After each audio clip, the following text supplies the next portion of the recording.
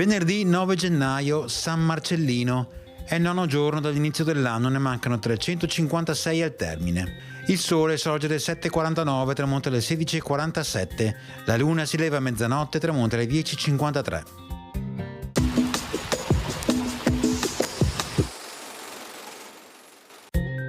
Il Senato accorda ai savi ed esecutori alle acque di poter spendere 1.000 ducati da usare nella costruzione di una fondamenta di pietra viva intorno alla località chiamata il Bersaglio a Sant'Alvise, in Cannaregio.